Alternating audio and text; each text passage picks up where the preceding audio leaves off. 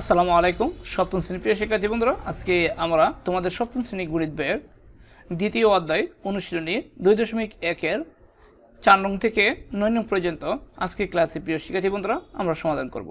প্রিয় শিক্ষার্থী বন্ধুরা, এগুলি আমরা অন্য একটি পেজে সমাধান করছি।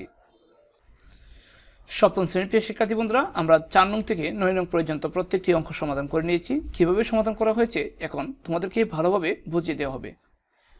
প্রিয় শিক্ষার্থী বন্ধুরা, দেখো 4 নঙ্গে বলা হয়েছে নিচের রাশিগুলোর চতুর্থ সমানুপাতি নির্ণয় করো। এখানে 3টি রাশি দেওয়া আছে, আমাদেরকে চতুর্থ সমানুপাতি নির্ণয় করতে হবে। সেক্ষেত্রে আমরা প্রথমে সমাধান লিখে দিব। প্রথম রাশি 5, দ্বিতীয় রাশি 7, তৃতীয় রাশি 10। এখন চতুর্থ সমানুপাতি নির্ণয় করার ক্ষেত্রে একটি সূত্র আছে। লিখব যে আমরা জানি প্রথম রাশি গুণ চতুর্থ রাশি সমান সমান দ্বিতীয় রাশি গুণ তৃতীয় রাশি। যদি তোমাদেরকে চতুর্থ সমানুপাতি নির্ণয় করতে বলে তাহলে তোমরা অবশ্যই এই সূত্রটি অ্যাপ্লাই করবা। তারপরে আমরা বা লিখে প্রথম রাশি এখানে 5 দেওয়া আছে লিখব, গুণ দিয়ে চতুর্থ রাশি নাই, তার মানে চতুর্থ রাশি আমাদেরকে নির্ণয় করতে হবে, আমরা চতুর্থ রাশি লিখব। সমান সমান দিয়ে দ্বিতীয় রাশি দেওয়া আছে 7 লিখব, তৃতীয় রাশি দেওয়া আছে 10। এখন আমরা চতুর্থ রাশি যেতে বের করব, সেই জন্য প্রিয় শিক্ষার্থী বন্ধুরা চতুর্থ রাশিটি আমরা বাম পাশে রেখে আর 5কে আমরা ডান পাশে নিয়ে যাব। 5 আছে গুণ, ডান পাশে গেলে হবে ভাগ। এখন আমরা যদি 5 দ্বারা এই 10কে ভাগ করি, 5 থেকে 5, 5 দ্বিগুণে 10, ঠিক আছে, 7 দ্বিগুণে 14, 2 এর সাথে 7 গুণ হলে 4 দ্বিগুণে 14, অর্থাৎ চতুর্থ রাশিটি পাচ্ছি আমরা 14। নির্ণয় চতুর্থ সমানুপাতি 14, এটাই হলো অ্যান্সার।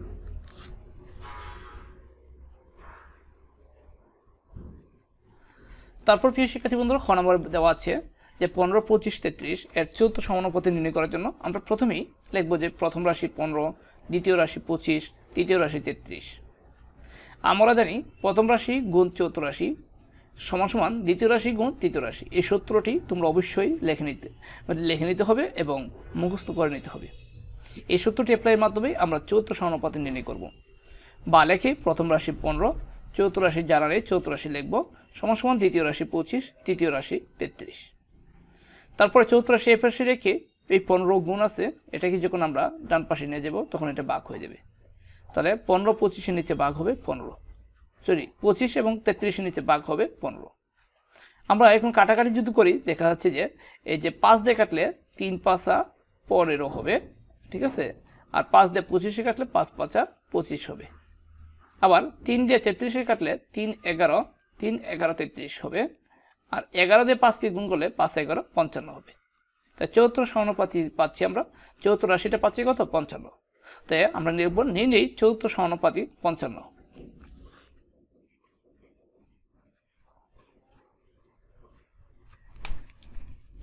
তারপরে প্রিয় শিক্ষার্থী বন্ধুরা ঘ নম্বর দেওয়া আছে 16, 24, 32।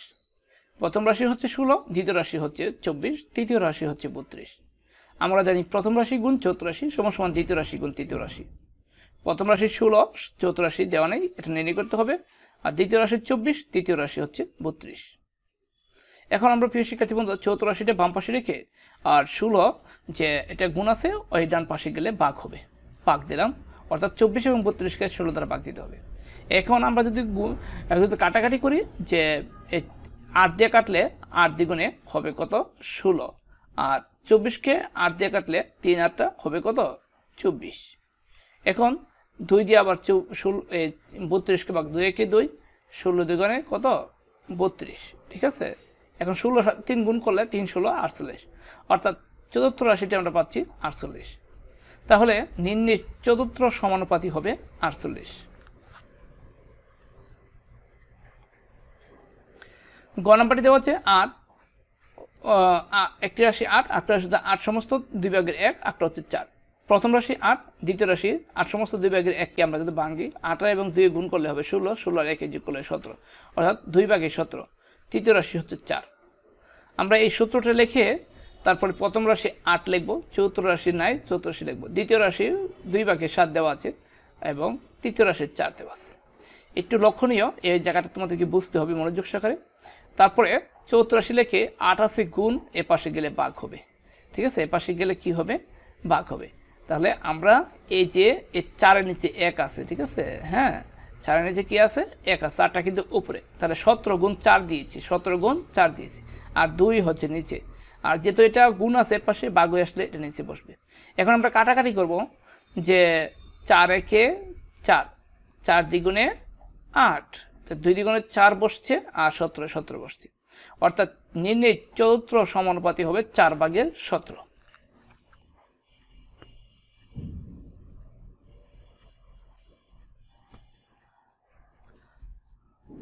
তারপর প্রিয় শিক্ষার্থী বন্ধুরা, ও নাম্বারটি দেওয়া আছে 5, একটি রাশি 5, একটা হচ্ছে 4.5, একটা হচ্ছে 7। এখানে প্রথম রাশি 5, দ্বিতীয় রাশি 4.5, তৃতীয় রাশি 7। আমরা জানি প্রথম রাশি গুণ চতুর্থ রাশি সমান দ্বিতীয় রাশি গুণ তৃতীয় রাশি। তাহলে প্রথম রাশি 5, চতুর্থ রাশি দেওয়া নাই, দ্বিতীয় রাশি 4.5, তৃতীয় রাশি 7। এখন চতুর্থ রাশি লিখে এই যে 5টাকে আমরা পক্ষান্তর করে ডান পাশে নিয়ে আসবো ভাগ হিসেবে। এখন যদি আমরা এই দুইটা গুণ করি, এই দুইটা গুণ করে ক্যালকুলেটরের মাধ্যমে গুণ করে আমরা 5 দিয়ে ভাগ দিই, তাহলে 6.3 আসবে। তার নির্ণয় চতুর্থ সমানুপাতি পাচ্ছি আমরা 6.3। সপ্তম শ্রেণীর প্রিয় শিক্ষার্থী বন্ধুরা, এগুলি আমরা একটা সাধারণ নিয়মে 5 এবং 6 করে নিচ্ছি, আর বাকি অঙ্কগুলো আমরা তোমাদের এই অনুশীলনের নিয়মে করছি। এটা একটু ব্যতিক্রম নিয়মে তোমাদের অঙ্কটা সমাধান করে নিয়েছি। দেখো 5 নম্বরে বলা হয়েছে 15 কেজি চালের দাম 600 টাকা হলে এরও 25 কেজি চালের দাম কত। তাহলে আমরা লিখবো যে 15 কেজি চালের দাম 600 টাকা, 1 কেজি চালের দাম অবশ্যই কম হবে, 15 দিয়ে 600 ভাগ দিব। তাহলে যেহেতু 25 কেজি আছে, 25 কেজি চালের দাম আমরা 25 কেজি যদি 15 কেজি 600কে 15 দিয়ে ভাগ দিই, তাহলে যতটি আসবে তার সাথে 25 কেজি চাল গুণ হবে, সেজন্য 25টা আমরা উপরে দিয়েছি। ঠিক আছে, বেশি হলে উপরে দিতে হয় সংখ্যাটা।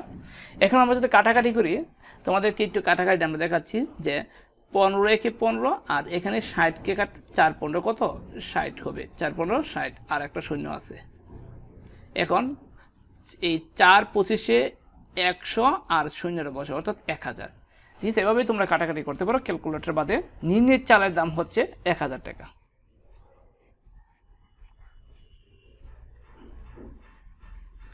6 নম্বরটা আমরা একই নিয়মেই করেছি, 7, 8, 9 করেছি অনুশীলন নিয়মে, যে একটি গার্মেন্টস ফ্যাক্টরিতে দৈনিক 550টি শার্ট তৈরি হয়, ওই ফ্যাক্টরিতে একই হারে এক সপ্তাহে কতটি শার্ট তৈরি হবে। অর্থাৎ দৈনিক বলতে প্রতিদিন এতটি, 550টি হলে এক সপ্তাহ বলতে এক সপ্তাহ আমরা জানি যে এক সপ্তাহ সমান 7 দিন। তা আমরা লিখবো যে আমরা জানি এক সপ্তাহ সমান 7 দিন। গার্মেন্টস ফ্যাক্টরিতে একদিনে বা দৈনিক বলতে যা একদিন, তাই একদিনে শার্ট তৈরি হয় 550টি, 7 দিনে অবশ্যই তার বেশি হবে। 550কে 7 দিয়ে গুণ দিলে হবে 3850টি। তার এক সপ্তাহে 3850টি শার্ট তৈরি হয়। এখন আসো অনুশীলন নিয়মে যে অঙ্কটি, খুব মনোযোগ সহকারে দেখলে আশা করি তোমরা বুঝবা। বলা হয়েছে কবির সাহেবের 3 পুত্রের বয়স যথাক্রমে 5 বছর, 7 বছর, 9 বছর। তিনি 4200 টাকা 3 পুত্রকে তাদের বয়স অনুপাতে ভাগ করে দিলেন, কে কত টাকা পেলেন। ঠিক আছে, এখানে পুত্র হবে, এখানে আমরা ভুলক্রমে রফলা পড়ে গেছে। অর্থাৎ কবির সাহেবের 3 পুত্রের বয়স হচ্ছে, একটা হচ্ছে 5 বছর, আরেকজন হচ্ছে 7 বছর, আরেকজন হচ্ছে 9 বছর। আর তার কাছে মোট আছে 4200 টাকা, অর্থাৎ 4200 টাকা। এই 4200 টাকাকে তাদের বয়সের অনুপাতে ভাগ করে দিতে হবে।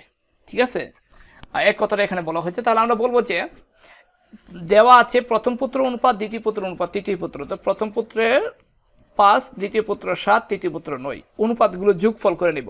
ঠিক আছে, অনুপাতগুলোর যোগফল হচ্ছে 21।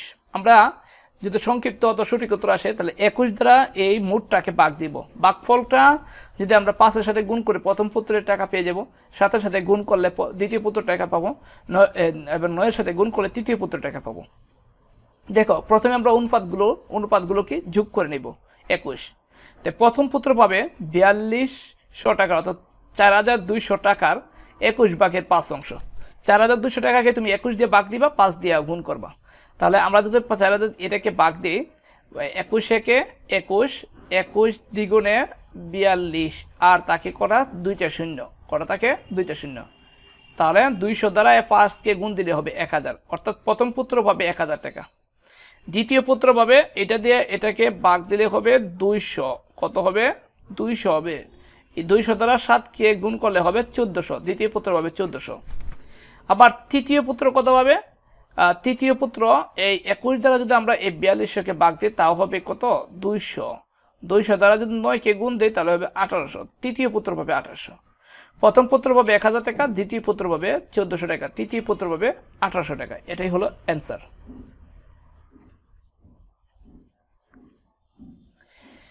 8 নম্বর অঙ্কটি বলছে 2160 টাকা রুমি, জেসমিন ও কাকলির মধ্যে 1:2:3 অনুপাতে ভাগ করে দিলে কে কত টাকা পাবে। অর্থাৎ এই মোট টাকা হচ্ছে 2160 টাকা।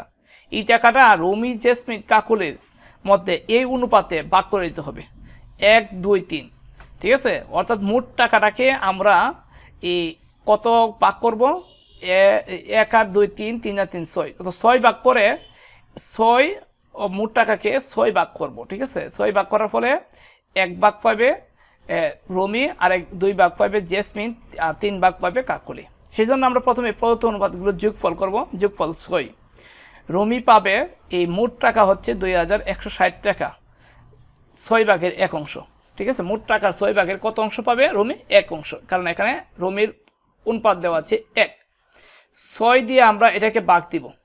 ঠিক আছে, 6 দিয়ে যদি আমরা এই 2-কে ভাগ করে 21-কে ভাগ দিই তাহলে হবে 318। কীভাবে ভাগটা করতে হয় তোমরা শিখে নিলে আশা করি ভালো হবে। তাহলে 21 3 6 18, আমরা 6 দিয়ে 21-কে ভাগ দিয়ে 318 হই। ফলাফলটা বসাবো এখানে, আর 6 তো আমাদের আছে। তা 18 থেকে 21 থেকে 18 বাদ দিলে 3 গিয়া 6 এর সামনে বসবে, হবে 36। আবার 6 দ্বারা 6 দ্বারা 36-কে ভাগ দিলে 6 6 36, আর শূন্যটা বসে যাবে, অর্থাৎ 360। 360 360, অর্থাৎ রুমি পাবে 360 টাকা। 1 অংশ হলে 2160-এর 6 ভাগের 1 অংশ হচ্ছে 360 টাকা। জেসমিন পাবে কত? জেসমিন পাবে আমরা এই 6 দিয়ে যদি এটাকে ভাগ দিই তাহলে হবে 360। কত হবে? 360, কারণ আমরা উপরে পাইছি 360। 360-কে 2 দিয়ে গুণ করলে 720 হবে। জেসমিন পাবে 720 টাকা। কাকলিও পাবে এটা দ্বারা ভাগ দিলে 360 আসবে। কত আসবে? 360। 360-কে 3 দ্বারা গুণ দিলে আসবে 1080 টাকা। তাহলে রুমি পাবে 360, জেসমিন পাবে 720 এবং কাকলি পাবে 1080 টাকা।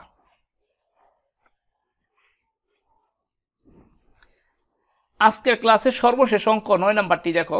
বলা হয়েছে কিছু টাকা লাবিব, সামি ও সিয়ামের মধ্যে 5:4:2 অনুপাতে ভাগ করে দেওয়া হলো। সিয়াম 180 টাকা পেলে লাবিব ও সামি কত টাকা পাবে। অর্থাৎ কোনো কিছু টাকা, এখানে মোট টাকা দেওয়া নাই, কিন্তু মোট টাকা দেওয়া নাই, এই মোট টাকা দেওয়া নাই, কিন্তু তাদের অনুপাতগুলো দেওয়া আছে 5:4:2। ঠিক আছে, এই অনুপাতে এই টাকাটা ভাগ করে দিলে তার মধ্যে সিয়াম পাবে কত টাকা? সিয়াম পাবে কত? 180 টাকা। এখন সিয়াম যে 180 টাকা পেল, সিয়ামের অংশটা হচ্ছে 2, ও সিয়ামের অনুপাতটা হচ্ছে 2। 2 অংশের মূল্য যদি 180 টাকা হয় তাহলে এক অংশের মূল্য কত? আমরা 1 অংশ বের করলে তো 1 অংশের মূল্য অবশ্যই 90 হবে। 2 দ্বারা 180-কে ভাগ দিলে 90। তাই 1 অংশ যদি মোট টাকার 1 অংশ যদি 90 টাকা হয় তাহলে 5 অংশ কত হবে? 5 দিয়ে 90 গুণ দিতে হবে। 4 অংশ কত হবে? 4 দিয়ে এই 90 গুণ দিতে হবে। 2 অংশ 2 দিয়ে 90 গুণ দিলে 180, তাহলে মানে সিয়াম 180 টাকা পেয়েছে। তা আমরা লিখব যে দেওয়া আছে লাবিব, সামি ও সিয়ামের টাকার অনুপাত 5:4:2। লাবিব পাবে 5 ক টাকা, সামি পাবে 4 ক টাকা, সিয়াম পাবে 2 ক টাকা। তো প্রশ্ন মতে সিয়ামের টাকার পরিমাণ 2 ক = 180 দেওয়া আছে। ক = এই 2টা গুণ আছে, যদি এটা পক্ষান্তর হয়ে বাম পাশে যায়, ডান পাশে যায়, এটা ভাগ হয়ে যাবে। 180 দ্বারা 2-কে ভাগ দিলে 90, তাহলে আমরা ক = 90 পাচ্ছি। তা লাবিবকে আমরা ধরেছিলাম 5 ক টাকা। তাই কর মান 5 বসাইয়া 5 দিয়ে 90-কে গুণ করে 450 টাকা। সামি পাবে 4 ক টাকা, সামির টাকা 4 বসাইয়া 90 গুণ দিব, তাহলে হবে 360 টাকা। লাবিব ও সামি টাকা পাবে যথাক্রমে 450 ও 360 টাকা। এটাই হলো উত্তর। আসসালামু আলাইকুম প্রিয় শিক্ষার্থী বন্ধুরা।